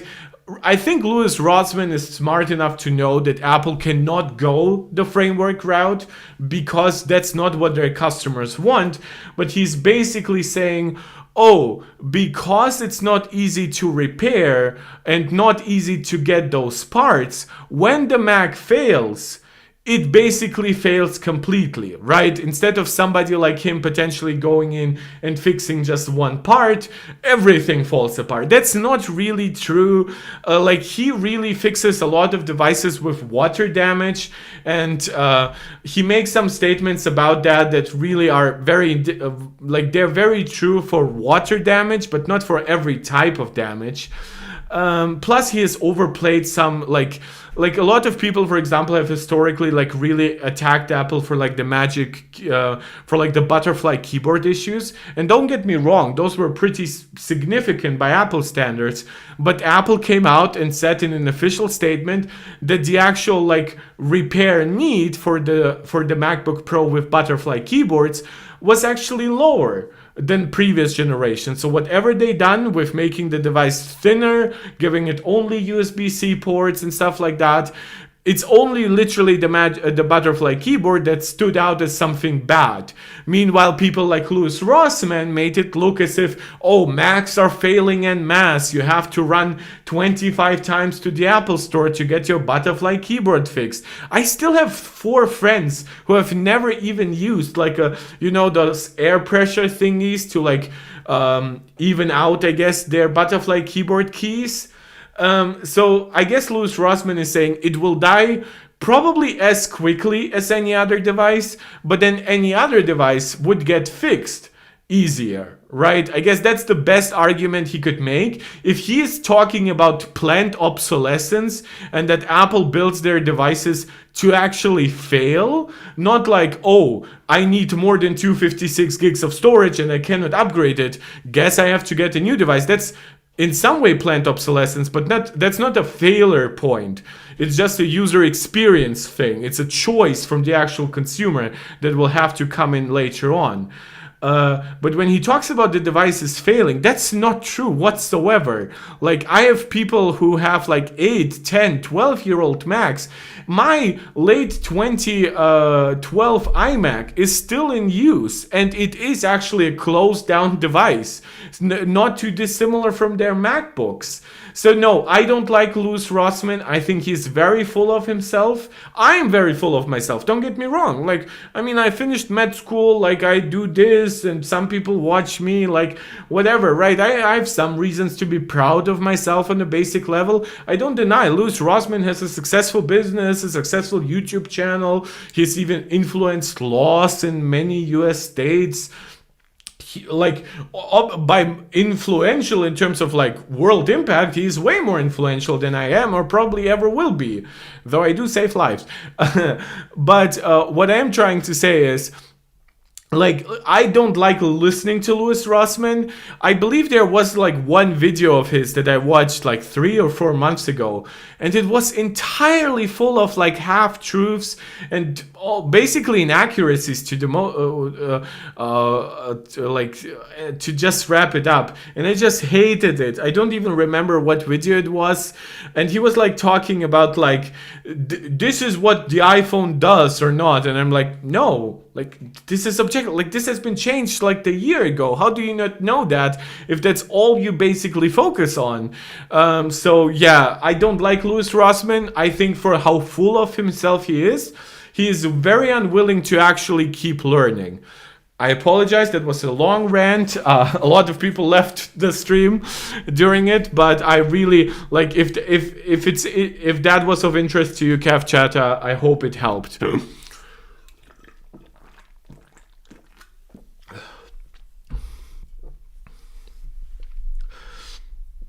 So with the Mac Mini, I think with the Mac Mini, what interests me most here on the base level is, I think that most people should probably be happy with the regular M4. I think M4 Pro is really where you get a lot. For example, right, if you are a Final Cut Pro user and you don't want to invest your time, which could be your money, into learning either DaVinci Resolve or Adobe Premiere, right, you're staying on Mac. But maybe you don't want to pay the extra of using a MacBook because during, for example, the M3 generation, the MacBooks were more powerful than the desktops. Well, guess what? Now you can get an M4 Pro inside the Mac Mini, and it actually has certain benefits over the M4 Pro inside the MacBook Pro. For one, it is in the desktop, so I don't think that maybe it will be about even in terms of thermals with the 16-inch, but I would still expect it to outperform the 14-inch in some ways. Plus, of course, you aren't using up your battery, you aren't creating heat that could potentially damage your laptop over time. But even more importantly, if you are a really hardcore user, you can configure this M4 Pro with 64 gigabytes of memory. In comparison, the M4 Pro MacBook Pro only gives you up to 48 gigabytes of memory, and you would have to get an M4 Max device to actually pump up the memory even further. Kev Chata, I think Mac Mini is the best value, but not savvy on getting a good TV monitor and cable accessories. True, but well, the issue here is, I assume you just mean you yourself, because for many people, the Mac Mini, they are not even thinking which accessories to get, because for most people, it's probably not their first PC purchase. Like, even for me as a MacBook Pro owner, I have always had like an Apple Magic Keyboard somewhere lying somewhere. I have the MX Master 3S that is like optimized for macOS. So while I might buy myself a new keyboard just so I can don't have to deal with the crap that has gone into my keyboard over time, at least I would already have a mouse. And then yes, for a lot of people the question starts, what monitor should I get? Some people in the live chats during previous videos have discussed the scaling issues of using non-Retina external monitors. And of course, the problem with all Retina external monitors right now is that all of them are 60 Hertz. And this is of course hilarious given that Apple advertises like 240 Hertz over 4K.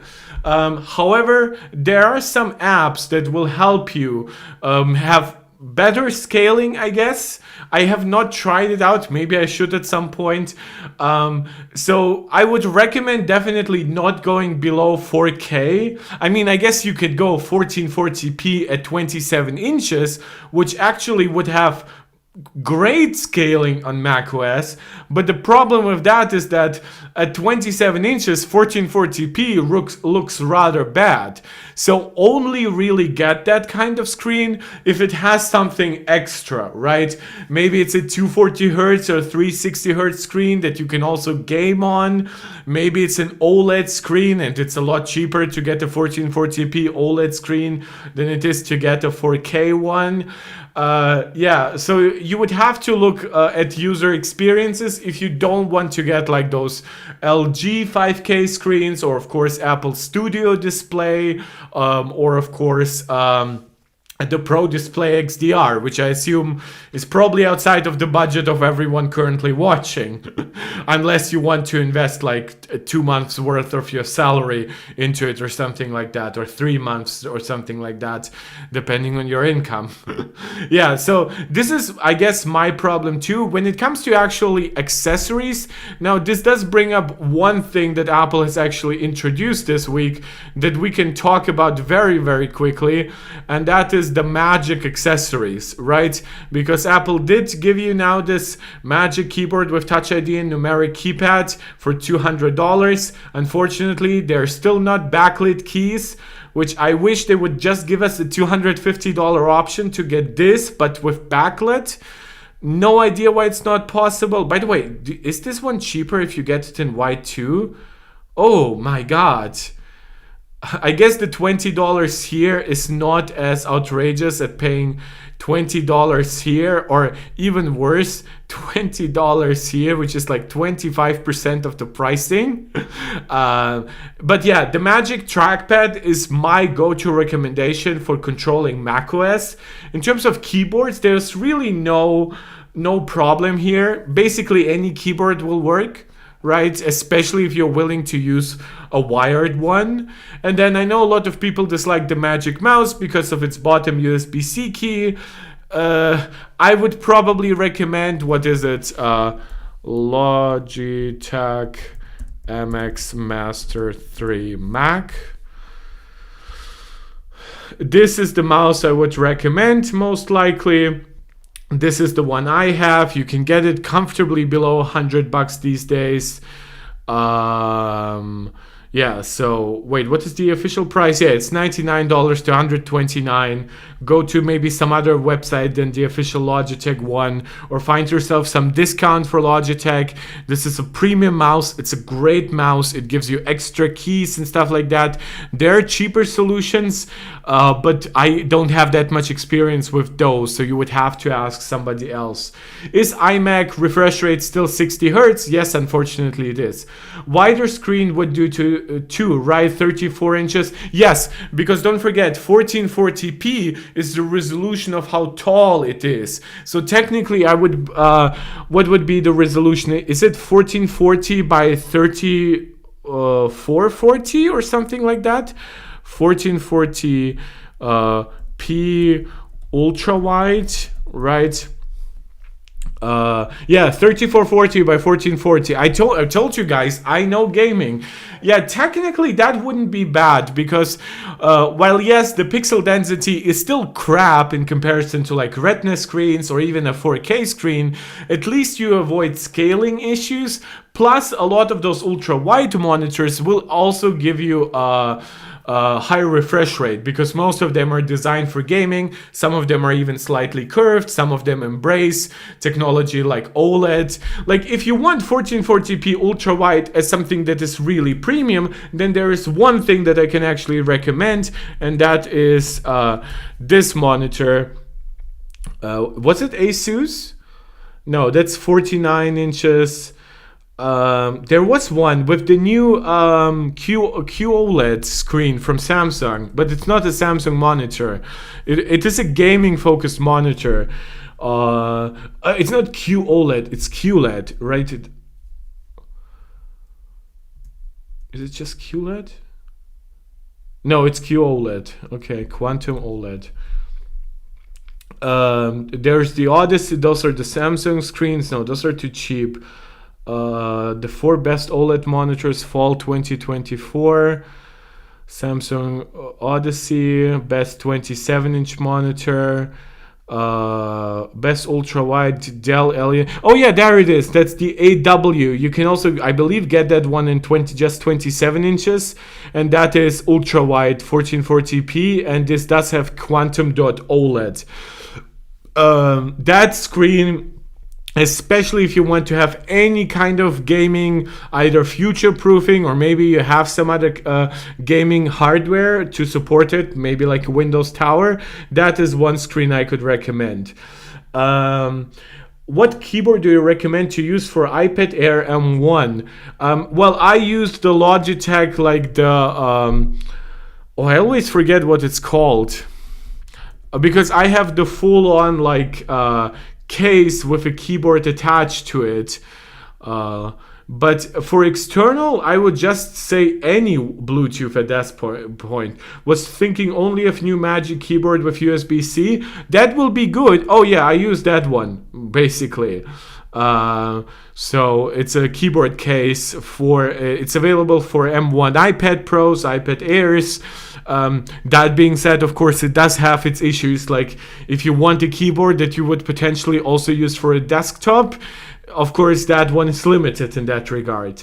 And the official Zaros, welcome to the chat. Haven't seen you yet here, saying it's OLED 49 inches. Nope, 49 inches is way too big, unfortunately, for like a PC monitor.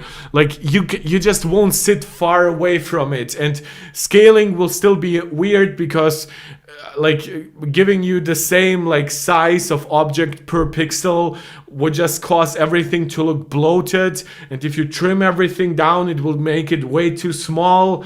No, and impossible to read potentially. No, don't get yourself anything about 42 inches. Like I know there's like 49-inch ultra wide or something like that. Don't get that or something like that. Those are basically like two monitors side by side. Or was it 42 inches that was already that crazy? Yeah, I don't really recommend that, unfortunately. Yeah, so we quickly covered the accessories. With the Mac Mini, I guess we've already mentioned it quite enough. With the M4 Pro, I do recommend it mostly to like professionals who actually know they can leverage that power.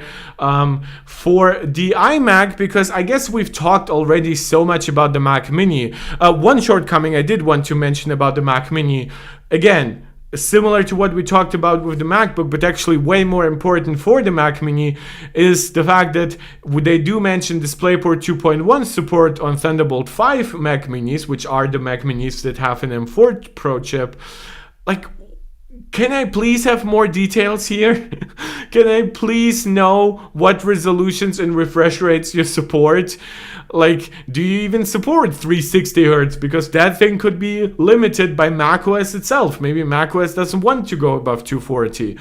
Do you support like 8K at 120 potentially or something like that? Would you support the 6K 120 Hertz screen once it comes out? I'm sure if Apple makes a Pro Display XDR with ProMotion, they will add it to the specs here, but right now they just don't want to talk about basically screens that they don't make. And for just broader industry standards, they're saying, okay, 8K 60 or 4K 240. We're not discussing anything in between like 6K 120, unfortunately. So you basically have to guess. In my opinion, it's very likely that we'll get a Pro Display XDR with 120 Hz at some point, but given everything that we've heard from people like Mark Gurman, it's not coming anytime soon.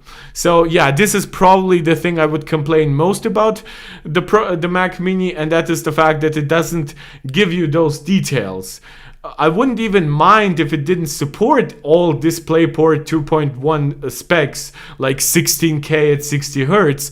I would just love for Apple to tell us that, unfortunately. And then with the iMac, because I do want to wrap it up, I don't want to make the stream way longer than 2 hours, right? Of course, we don't need to get even into tech specs because it is still the same 4.5K screen, still maxes out at the same 500 nits. It still has the same stand, so there is no like height adjustment or something like that in it.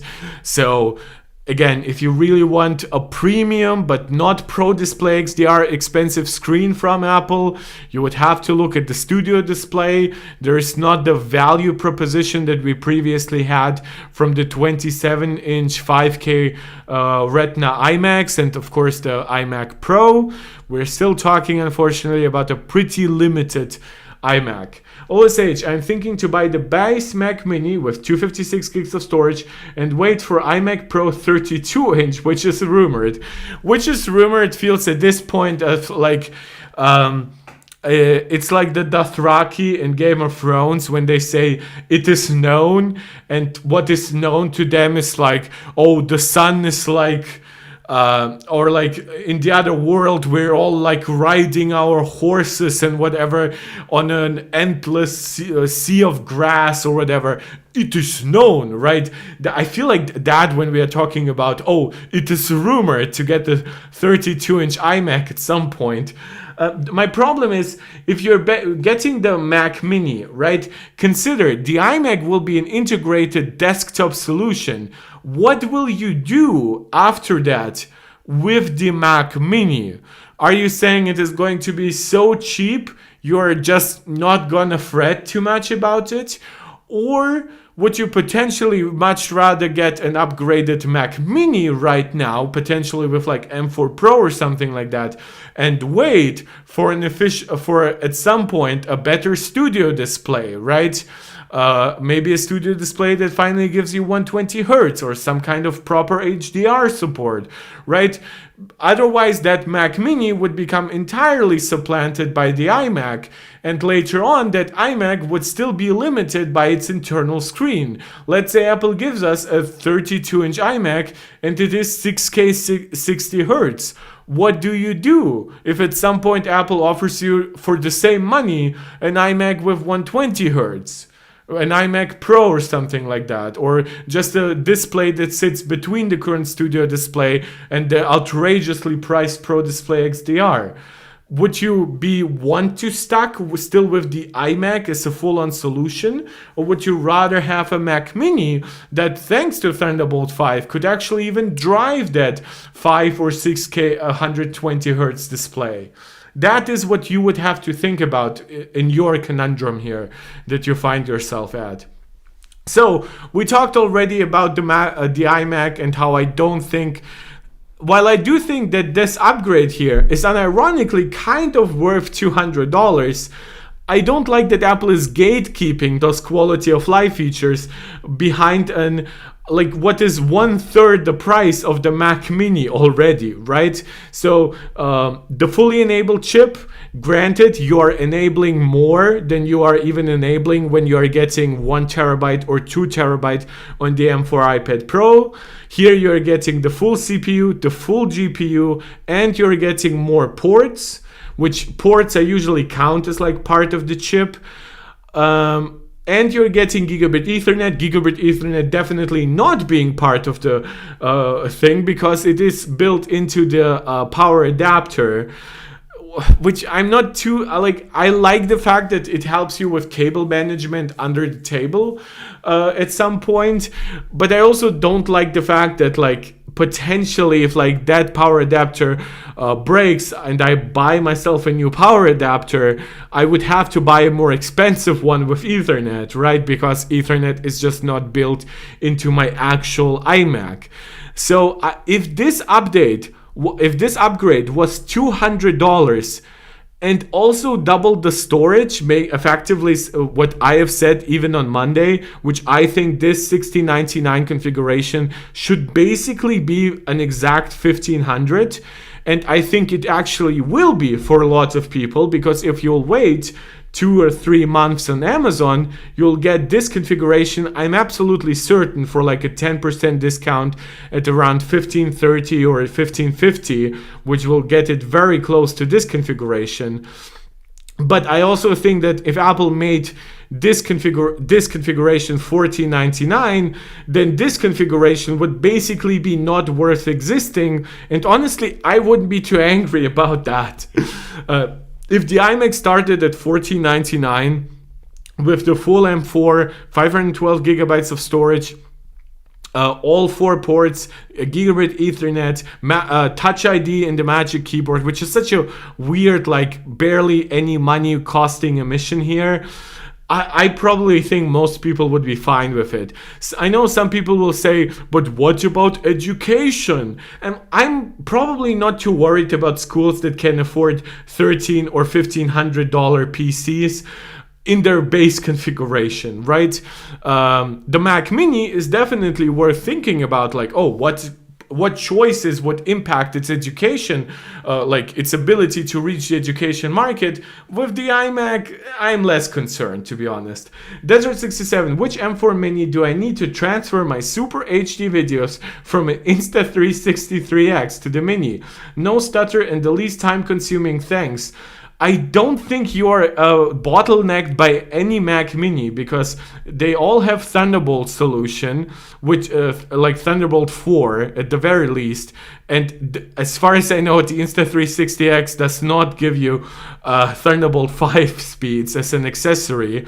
I don't know how does it even work, right? Like, wait, Insta360X. 360 X3. Which one is that?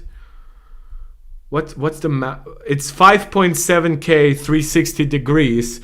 So I guess the question is less about transfer and more about editing them, right? Because again, you're not bottlenecked by Thunderbolt 4 on the base version. Realize Sharp made a phone with a sensor bigger than 1 inches. I know, we just got also like 0.98 inches, but I mean, it's basically a 1-inch sensor. But yeah, I wonder what the edge-to-edge sharpness will be. But yeah, today's not a phone discussion. I know, Reali, you've been asking me to go back to like discussing the Snapdragon X Elite and discussing like stuff like the Dimensity 9400 and all the specifications of like the Xiaomi 15 series, the Vivo X200 and whatever. That will come, but it's not coming yet, because right now we do have a lot of stuff to cover. To be honest, 5.7K maybe use like the M4 Pro at that point rather than the M4, but I'm not actually familiar with what kind of codec it uses. You could still be fine with the base M4. Maybe give yourself 24 gigs of memory, depending on how much and of course give yourself a little bit of extra storage. But I don't think you're really bottlenecked, like from one, in terms of connectivity, not at all, but also just like editing those files. I don't think the M4 will struggle too much.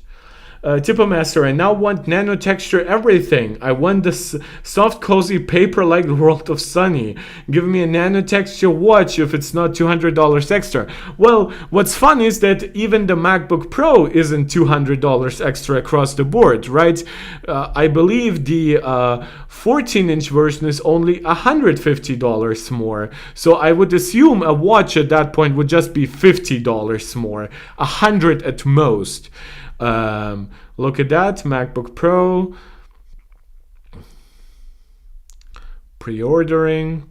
How much does the nano texture option cost? It does cost. Where's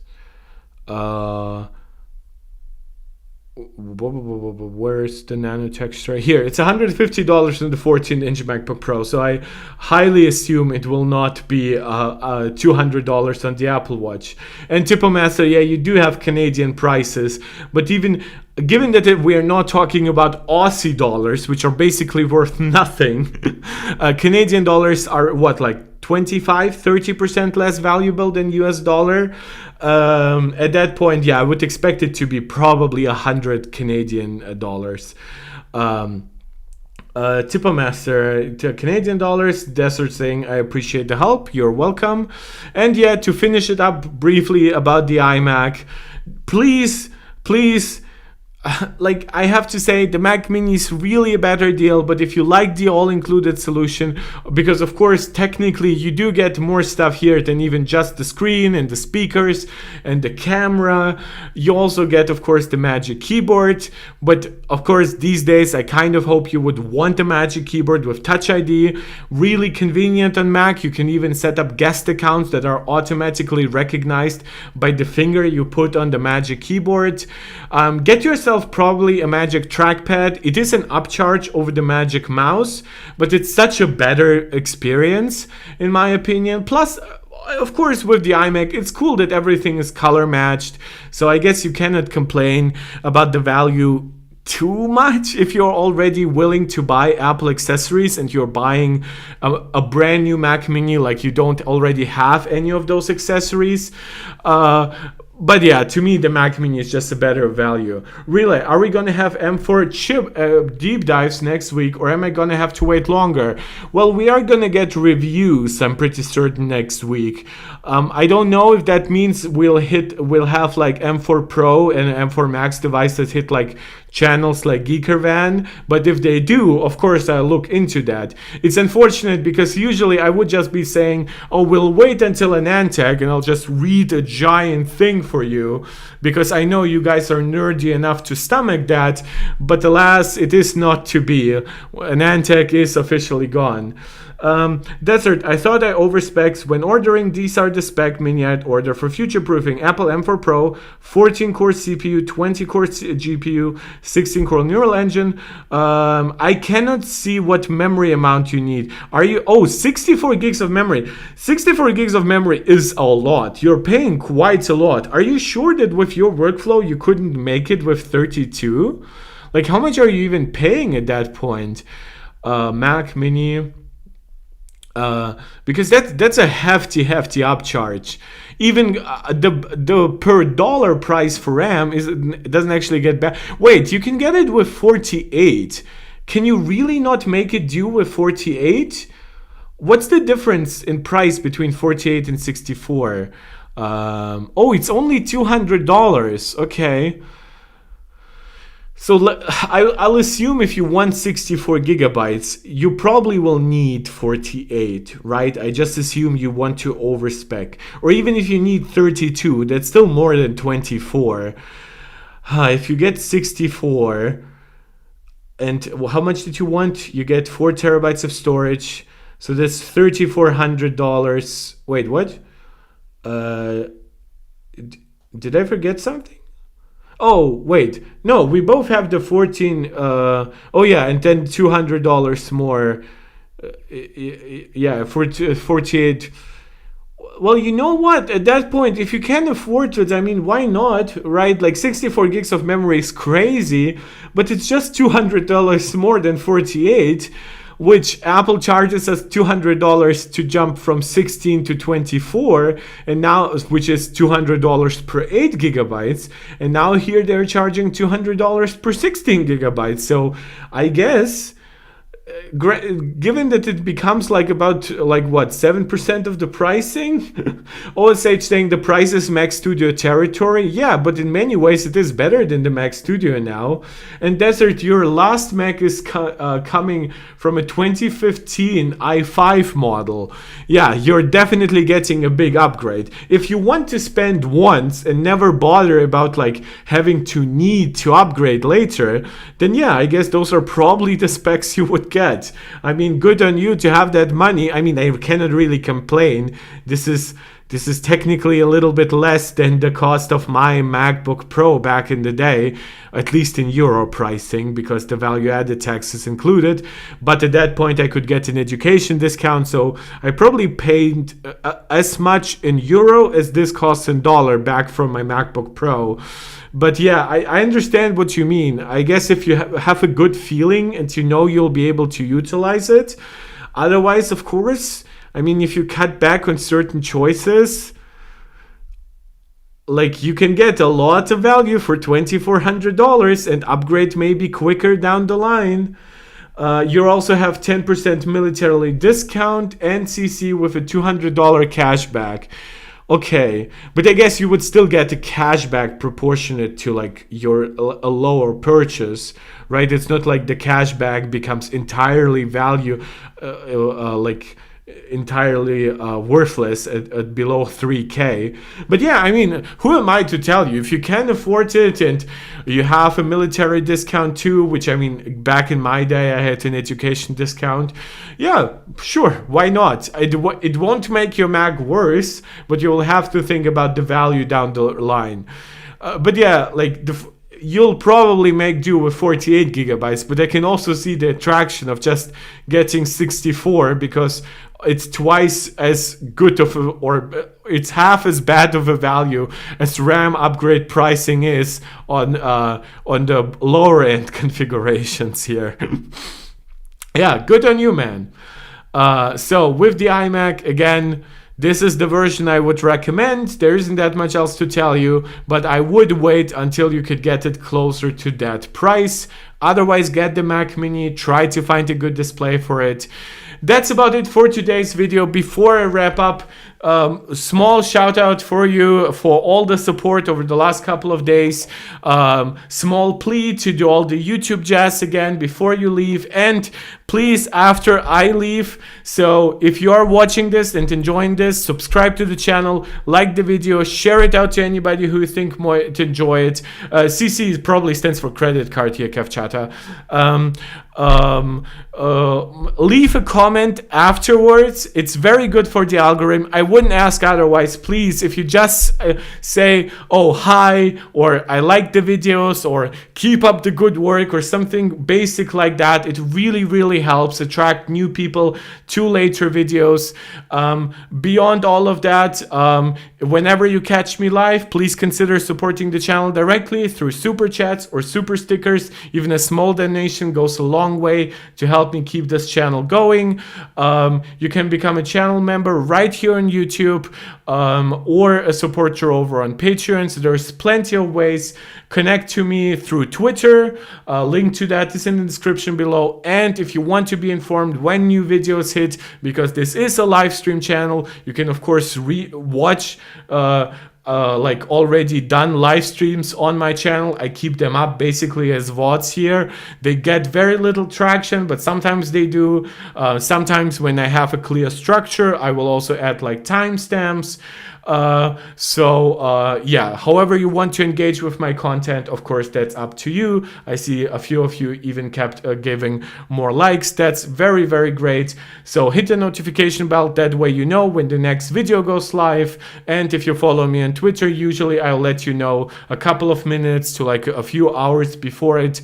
Today it was just like 10 minutes or something like that before the stream. Sometimes, usually it's a few hours. So whatever is most convenient to you. And Measures Demo saying Kev, the education discounts is easily only in the US and Europe. Yeah, but I know that people, like I know a lot of my viewership is actually from India and Bangladesh and Pakistan.